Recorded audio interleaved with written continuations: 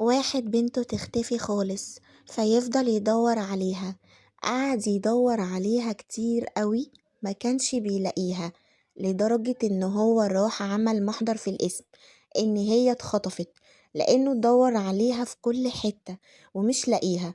بس بعد كام يوم يتصدم ويلاقي بنته رجعله البيت، بس كان شكلها متبهدل خالص، كأن في حد عمل فيها حاجة.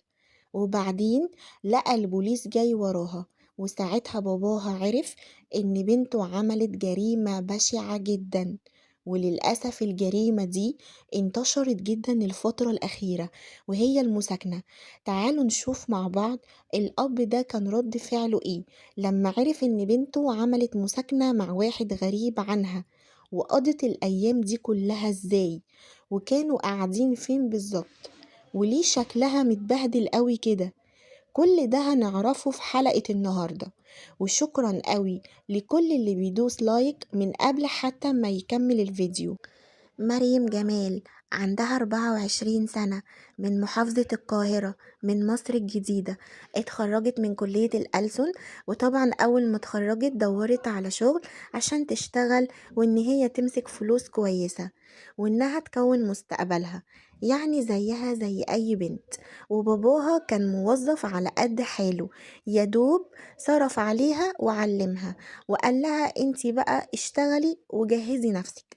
مريم كانت بتشوف صحابها لبسهم شيك قوي وبيمسكوا تليفونات غالية، فكانت بتتضايق وبتغير منهم. كان نفسها تشتغل شغلانة كويسة عشان تعوض النقص اللي هي حست بيه. وللأسف ما كانتش حاسة بباباها، ولا ان هو تعب علشانها قد ايه عشان خاطر يوصلها للتعليم ده. المهم، بعد ما دورت على شغل كتير لقت شغلانة كويسة جدا، شركة ترجمة، كان مرتبها كبير قوي، وساعات الشغل كانت قليلة، فاتبسطت قوي. وعملت مقابلة مع مدير الشركة، وهنا بقى تبدأ الحكاية. مدير الشركة كان اسمه مازن. مازن ده ما كانش كويس خالص، كان بيعرف يجيب رجل البنات ازاي. ومازن في المقابلة دي حس ان مريم بنت غلبانة، قال لها كده كام سؤال وخلاص.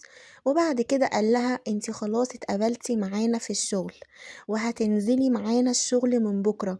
وقال لها ان هو هيديها مرتب كويس قوي. مريم اول لما عرفت ان هي هتاخد المرتب ده فرحت قوي، وما كانتش مصدقة نفسها ان هي هتاخد المرتب الكبير ده، وفرحت قوي. تاني يوم لبست أجمل وأشيك لبس عندها، وأول ما وصلت الشغل بصت لقت مازن نزل من عربية أحدث موديل. انبهرت قوي وتمنت إن مازن ده يكون من نصيبها ويتجوزها، بس قالت هو مستحيل يبصلي، لأن هو عارف إن أنا مستوايا مش قد كده. مازن بدأ يعامل مريم معاملة وحشة جدا، لدرجة ان مريم بعد ما كانت فرحانة بدأت ان هي تتعقد من الشغل ده، وكانت عايزة تقدم استقالتها.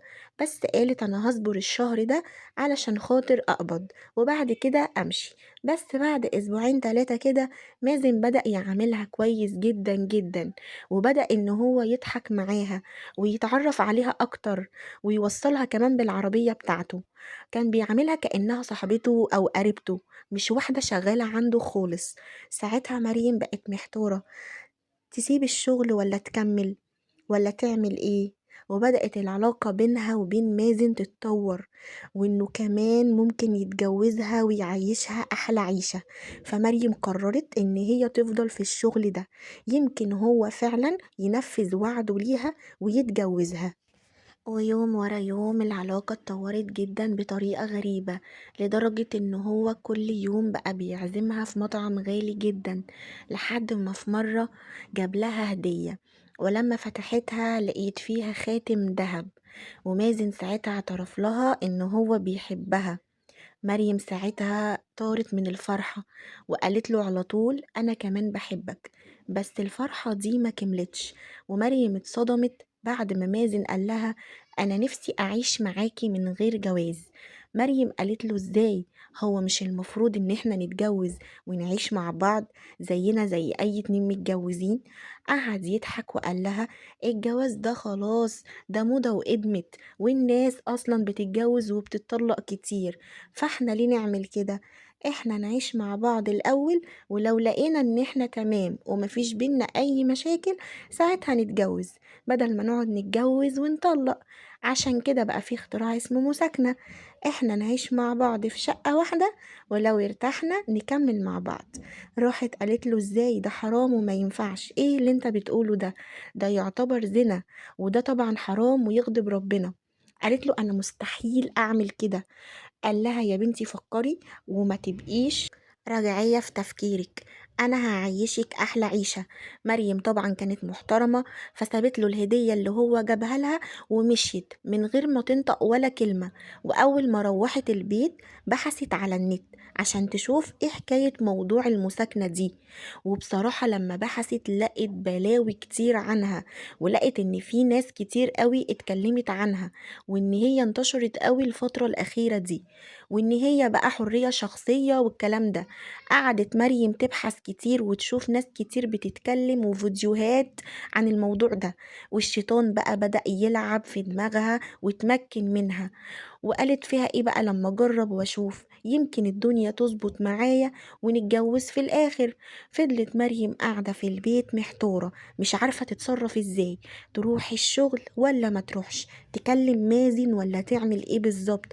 بقت مش عارفة، وقعدت تفكر كتير قوي في الموضوع ده، وشافت ان مازن ده فرصة عمرها ما هتتعوض تاني، ده واحد غني ومعاه فلوس كتير وهيعيشني عيشة كويسة.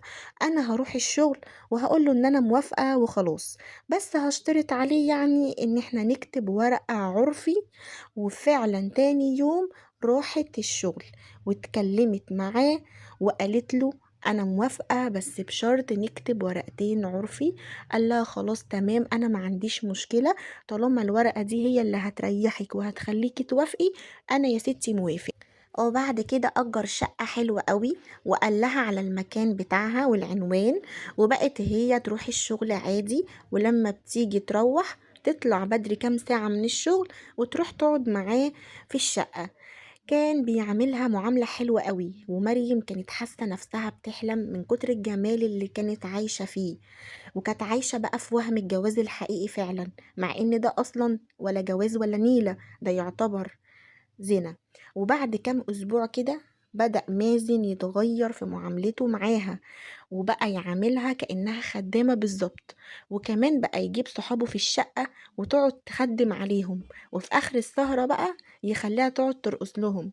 وهي في الأول كانت رافضة الموضوع ده خالص، زعق لها وهددها وقال لها لو ما عملتيش كده أنا مش هتجوزك رسمي، وهسيبك وهرميكي في الشارع، وكمان هقول لابوكي على اللي انت عملتيه ده.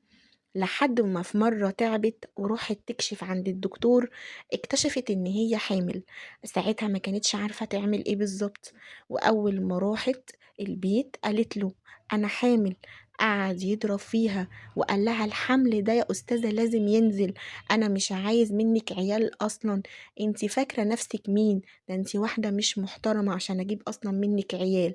ساعتها مريم زعلت قوي وجابت اخرها منه، وقالت له والله انا مش هنزل العيل ده، العيل ده ابنك ولازم تكتبه باسمك غصب عنك، وانا معايا ورقة الجواز العرفي وهرفع عليك قضية وهجيب حقي منك يا مازن. قال لها ومين قالك بقى يا حلوة ان انتي اصلا هتخرجي من هنا؟ انتي هتفضلي هنا في البيت محبوسة لحد ما تسقطي نفسك بنفسك، وبعد كده بقى ابقى اسيبك تروحي. ساعتها مريم افتكرت ان هو بيهددها وخلاص، وان هو عمره ما هيعمل معاها كده، بس فعلا مسكها وكتفها ودخلها الأوضة بالعافية وقفل عليها بالمفتاح، وقال لها بقى خبطي بقى من هنا للصبح ورزعي، مفيش حد أصلا هيسمعك، والعمارة لسه جديدة ومفيش حد ساكن فيها. وكظرة مازن ما وصلتش لكده وبس، لأ ده كمان كان بيجيب صحابه ويكتف مريم ويربطها ويخليهم يعملوا في مريم اللي هم عايزينه، كأنها لعبة بالظبط. مريم كانت بتحاول تقاومهم بس في الآخر كانوا بيقدروا عليها، وقعدوا بعد كده يضربوا فيها عشان تسقط اللي في بطنها. وبعد نص ساعة تقريبا مريم فقدت الوعي خالص من شدة الضرب. قعدوا يضربوا فيها كتير. بعد كده مازن جه وحاول ان هو يفوقها وقال لها تستاهلي، انتي اللي عملتي في نفسك كده عشان انتي مش عايزة تسقطي العيل. وطبعا هي كانت غابت عن البيت في الوقت ده اسبوع، لان هو كان حابسها عنده في الشقة. اهلها بدأوا يتوتروا ويقلقوا عليها وعملوا محضر بتغيبها. وفضل الوضع ده مستمر حوالي 15 يوم، لحد ما فجأة مريم لقت مازن حاول ان هو يعتدي عليها، وقعد يضرب فيها عشان تسمع كلامه وتعمله اللي هو عايزه. بس هي استغلت ان هو في الوقت ده كان سكران ومش متزن، وقامت هربت من الشقة. بس هو كان قافل الباب بالمفتاح. قعدت تجري في الشقة وحاولت ان هي تهرب منها، ما عرفتش. لقيته داخل وراها المطبخ. قامت لقت سكينة، راحت جايبة السكينة وضربته بيها في بطنه. مازن راح واقع على الأرض. مريم اتصدمت من اللي هي عملته وكانت خايفة تقرب منه وتفوقه، والدم كان نازل من كل حتة. فضلت مرعوبة ومش عارفة تعمل ايه. قررت ان هي تهرب من غير ما حد ياخد باله، وقبل ما زمايله كمان يجوا ويشوفوا اللي حصل. مدت ايديها في البنطلون بتاعه وطلعت المفتاح وفتحت الباب ونزلت على طول. راحت عند اهلها. اول ما باباها شافها اتصدم من منظرها، كان شكلها مضروب ومتعور. اول ما شافها اخدها في حضنه وحاول يهديها، لان هي كانت خايفة قوي ومرعوبة. وفضل يومين يكلمها بس هي كانت ساكتة ومش بتنطق ولا كلمة. وفي نفس الوقت البوليس يكتشف الجثة بتاعت مازن، واما يحقق في الموضوع يلاقي الكاميرات ويرفع البصمات، يعرف بكل سهولة ان دي مريم اللي كانت شغالة عند مازن. فيتفاجئ باباها ان البوليس بيخبط على الباب وبيقبض على بنته. وساعتها باباها يحاول يفهم في ايه بالظبط، وطلع وراهم على الاسم. وهناك عرف ان بنته متهمة في جريمة قتل. فهو يعني من كتر الصدمة وقع من طوله. ولما فاق بدأ يفهم المصيبة اللي بنته فيها. عشان كده ما ضيعش وقت وراح للمحامي عشان يجي ويلحق بنته. وكل ده ومريم ساكتة وما قالتش ولا كلمة لابوها. بس بعد كده بدأت تتكلم مع المحامي وتقوله على كل اللي حصل. وفي نفس الوقت أبوها كان خايف أحسن بنته تاخد إعدام، بس المحامي طمنه وقاله ما تقلقش، أنا هجيب لها حكم مخفف، وده بسبب الاعتداء اللي هي تعرضت له، وإن هي كانت بتدافع عن نفسها، وإن ده ما يعتبرش قتل مع سبق الإصرار والترصد، دي كانت بتدافع عن نفسها. وفعلا المحكمة حكمت ببراءة المتهمة من كل التهم المنسوبة إليها، وإحالة أصدقاء المجني عليه للمحاكمة بتهمة هتك عرضها والتحريض على الفسق وإخلاء سبيل مريم بكفالة. ودي كانت آخر قصتنا. لو وصلت لحد هنا ما تنساش اللايك والشير والسبسكرايب، وشاركني برأيك في التعليقات. مع السلامة.